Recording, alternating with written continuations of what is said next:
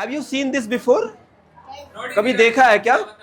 चलो मैं बात करूंगा आपसे, आप ये ले लो, आप ले लो और कुछ बोलना धीरे से। हाँ, oh I can hear now, you listen, now listen, कान में लगाओ, कान में लगाओ। Hello hello, can you hear? I am Anany Ranjan. I did my physics from Azim Premji University and I graduated in 2023. I work with an organization called ThinkTac and they make hands-on experiential learning activities which helps the student as well as teachers to make their teaching and learning experience better. Paper cup जिससे हम पानी पीते हैं उसको ऐसा काट लिया, 2 paper cup, ठीक है, 2 पेपर कप, और उसमें ऐसा थ्रेड लगा दिया, हमारा फोन बन गया। These hands-on activities are made of very simple material which can be found in the student surrounding, can be school or home. These hands-on activities helps the student to learn the concept better and visualize it rather than memorizing the whole thing.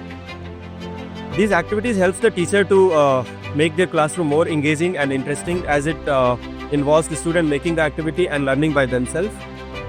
Studying education along with physics at APU helped me a lot for this role as I'm every day sitting with teachers and help them in different pedagogies and teaching and learning methodologies.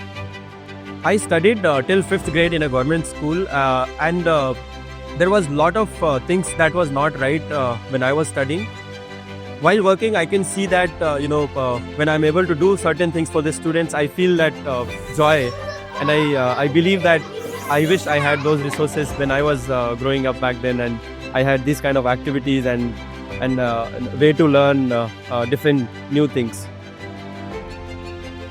It has been a really pleasing journey for me to working with the students as well as teachers.